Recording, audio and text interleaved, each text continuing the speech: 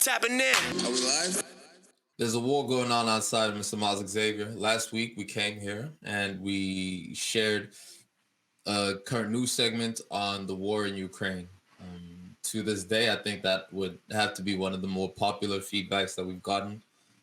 So shout out to everybody that's been supporting. Shout out to everybody that's been watching and engaging with us on the topic. It is it is something that uh, there's so much that we can speak around it, speak about the war in Ukraine. But what has been bubbling up and what we've been seeing people really look at, and what's been interesting to us, is how migration has been treated differently across different borders, right? So you have the Ukraine migration. You have 1 million people that have left Ukraine now within a span of these last 2 weeks. And the clear question that the clear thing that people are pointing out to is the response of the European countries around Ukraine, how they're receiving those migrants compared to some of the other migrants that have been so coldly rejected from the UK, famously prior to this war.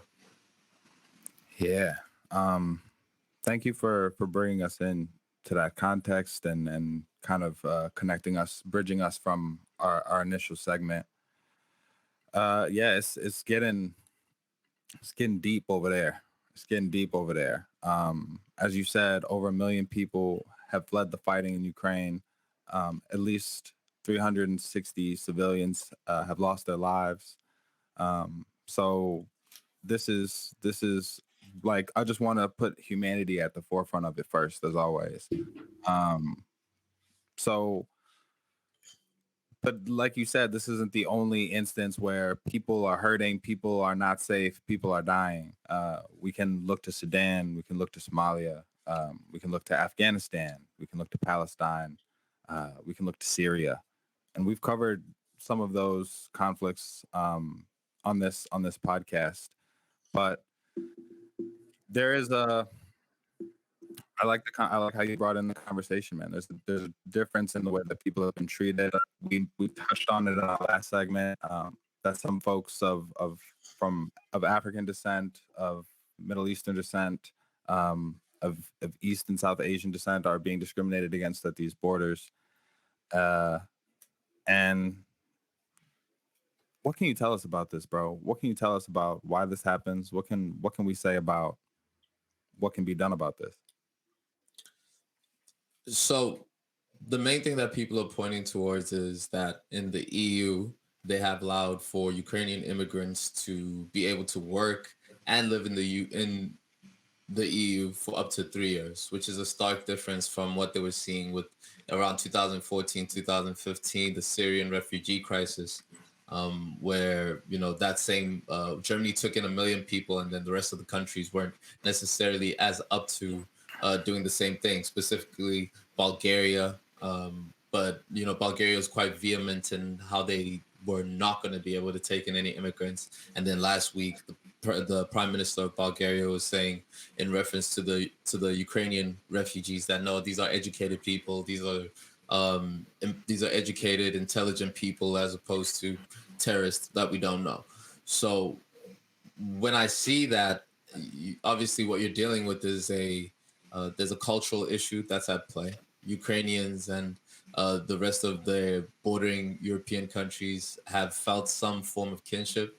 Even in Bulgaria, that border has been that border has not always been there to a sense. So you could claim cultural proximity, um, which is one side. That definitely has a thing to play, but it doesn't justify the fact that a culture that is not yours does not deserve the same amount of empathy, when at the end of the day it's people that are running away from their homes.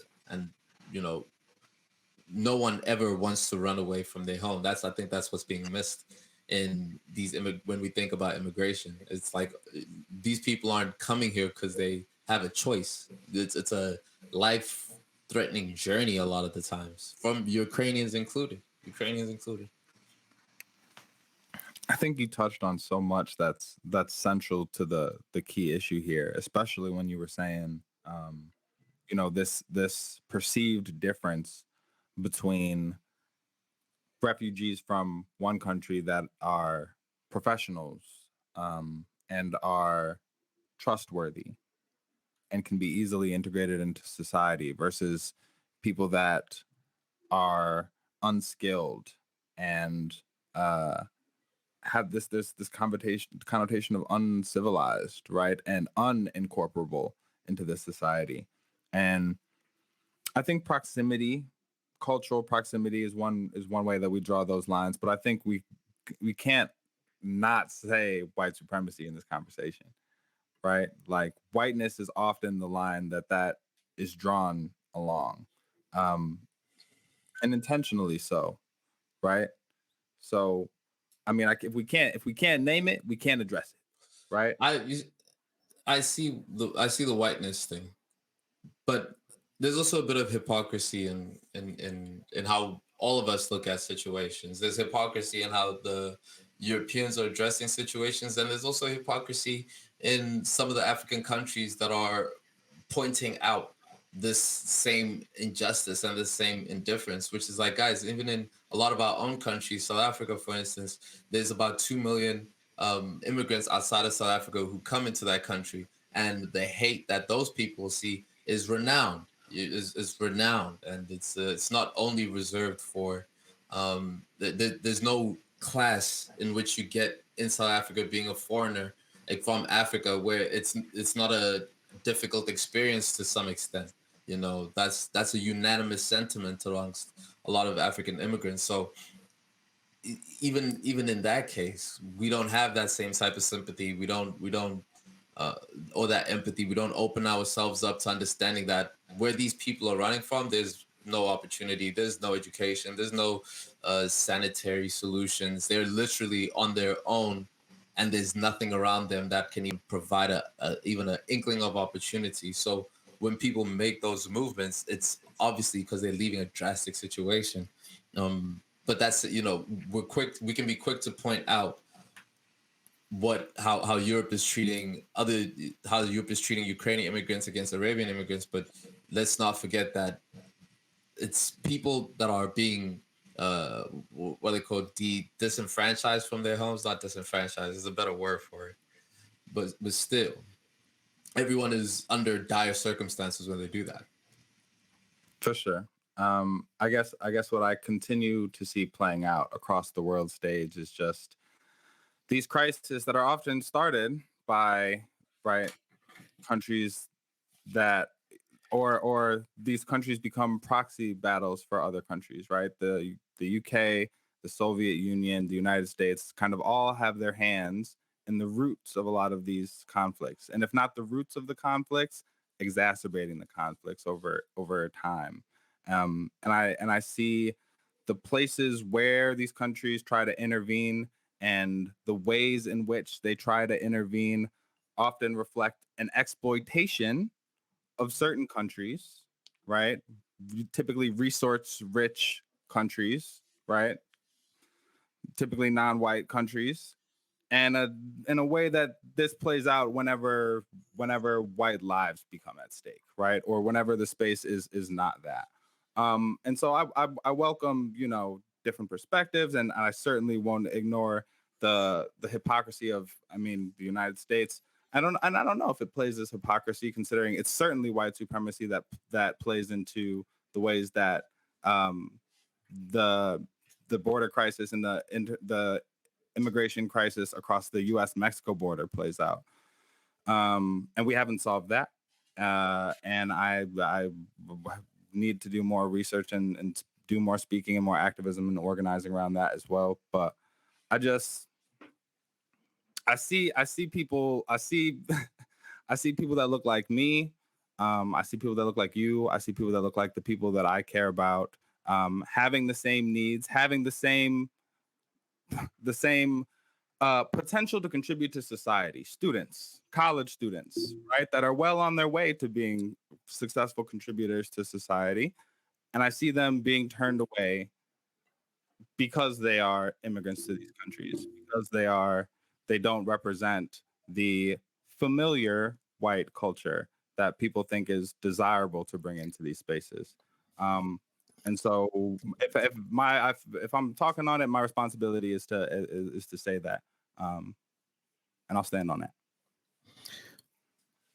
To to further that point and shine light on some of the different other refugee issues that are, or migration and refugee issues that are happening around the world. You have obviously Syria, where over half of the population of Syria since 2014 has left that area. You know, back in 2015, we were hearing about pray for Aleppo, pray for Aleppo. Very much a similar type of situation. Very much a similar type of situation. 6.6 million of those people became dispersed. One of the highest and biggest refugee crises in the world.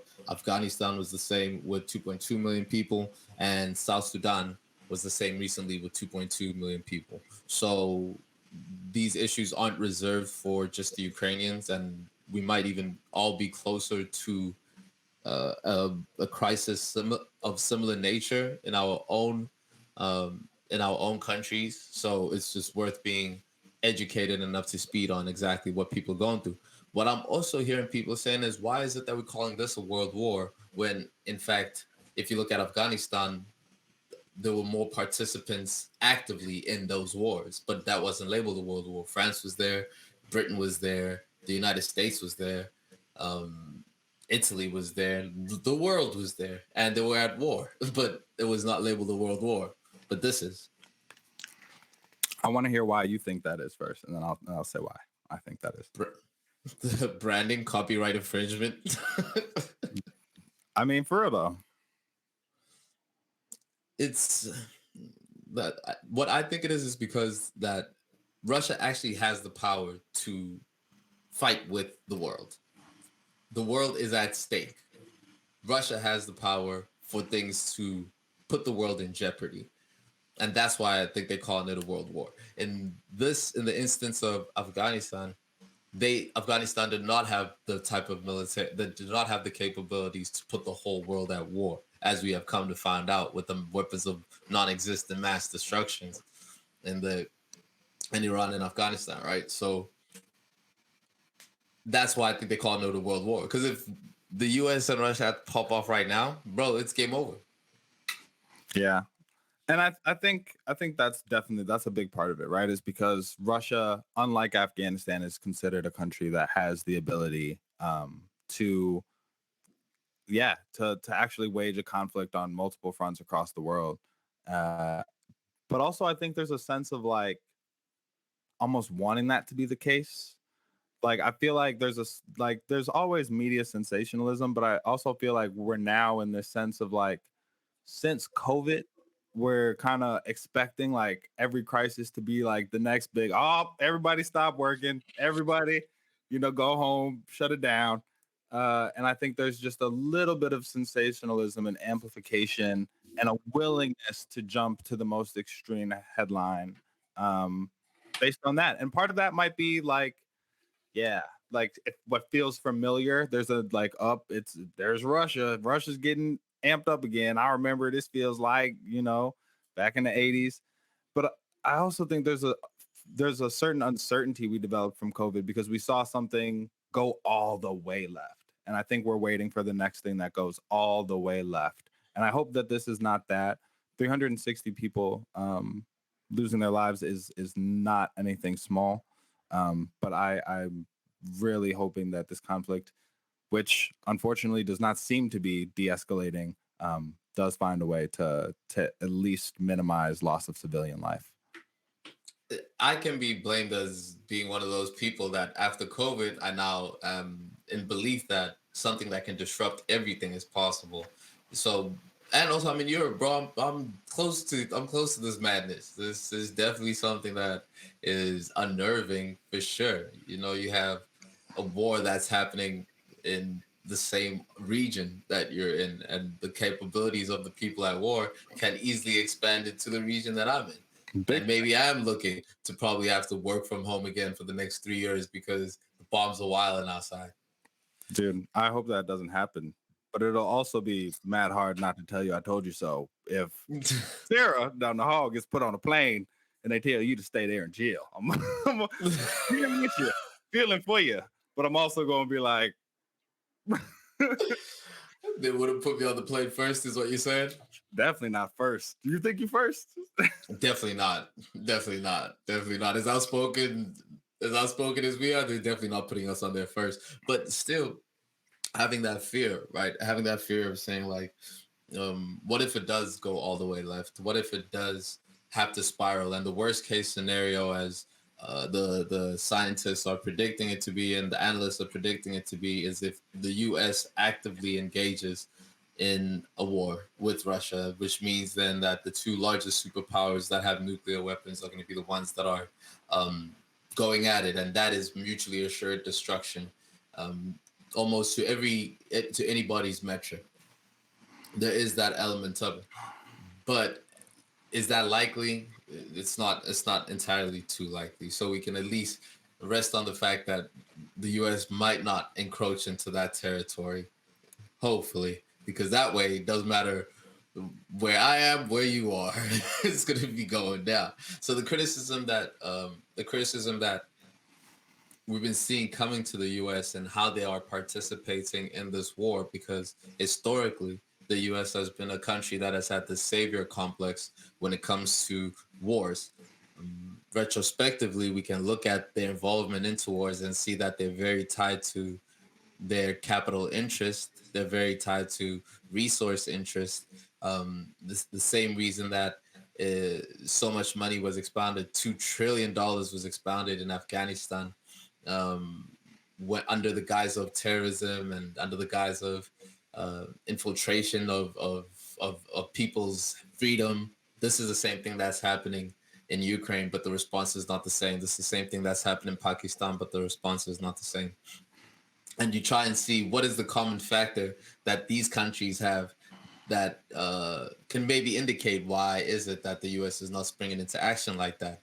And they don't have oil fields or brown people. They don't have oil fields in them, and because of that, they're damned to not be able to qualify for the U.S.'s "will come save you" package. Yeah, or we'll come meddle and probably make it worse, right? And try and prop up a regime that eventually dip because Damn, that's the whole U.S. plan. yeah, for sure. And but that's what I'm saying, man. And what is it that makes countries like the United States or even Russia feel like they're like it's fair game to kill as many civilians as it takes to advance their interests, right? I just I mean, there's capitalism plays a role in this. I don't know how deep we want to get into this conversation, but it's like I what do you think has to change so that we are no longer at the mercy of the whims of the maniacal like leaders, like world powers like this, right? Like even because we're not so far, like we got real soft now that we have Biden as the president, but it wasn't so long ago that the U.S. had a president who was just as volatile, just as like ready to jump into conflict. And as a civilian, I don't want to be at the mercy of these like egotistical dudes, man. For real. That's what the people of Ukraine that's what the people of Russia are feeling right now. That's exactly what the people of Russia are feeling right now, where they're now being thrust into the war off of the whim of a maniacal leader, and they now have to brace the sanctions that are falling on top of them. They now have to brace the decrease in the value of the ruble, of their currency, just going all the way to the bottom. Going through a very fast forward, a very hastened recession. So, at this point in time, where Russia stands is that they're in too deep already. So they have to. It's either all out or it's the all out or nothing. And so where the U.S.'s involvement in there becomes particularly interesting is the fact that still 8% of all of the oil that U.S. imports into its country is from Russia, and they haven't banned that yet. They haven't banned that. So still, that's about 24 million barrels, which equals about $2 billion worth of oil that the U.S. purchases from Russia. So if the U.S. is, you're seeing all these sanctions happening and trying to cut that arm, what is the US's role? What's the government's role going to be in being able to also participate in the sanctions? But again, that's capital interest. So what you going to do? Big facts. Yeah, man. That's what I'm saying, bro. Is that it gets so deep and we have to undo so much about society and know our history so deeply to figure out how we got to this place. And so I guess that means more episodes of the All the Way Live podcast. More episodes of the All the Way Live podcast, more fire, more information. I think we done gave these people a whole lot of good information. We got some comments that are coming in. Can I say something, Amy Chibi? You can definitely say something on the show. This is an open conversation, and we'll wait for that conversation. We'll wait for that comment to come in. Power in most cases, those that power themselves is able to do anything. Yeah, big facts, right? And we kind of play into that as people. Matter of fact, let me read that again, right? She said, "You asked what makes superpowers willing to kill people. The answer is very simple. It's power. In most cases, those who have power see themselves as able to do anything." And I think, and what I was saying is like, yo, I feel like we play into that, right? And we don't see ourselves as powerful. We see ourselves as kind of detached and watching this political reality show play out. And we need to figure out ways of taking our power back, right? That starts with voting, but starts there, right? What are the things that we can do to organize in our own communities to get to a place where, yeah, there are checks and balances that really make us feel safe. But that's a Yeah, comment, man, for sure. it is a dope comment, and we absolutely love the engagement. Power is definitely a big part of it, and you're seeing that play out even in the imagery of the Russian president sitting with his constituents, and there's a huge these over exaggerated tables, and they just spread out in all these weird spaces in these massive halls where he's sitting isolated and everybody else is sitting in the peripherals, you know. So that power does, it's hard not to see the power play within that whole within that whole Russia situation right now. So that's a good catch.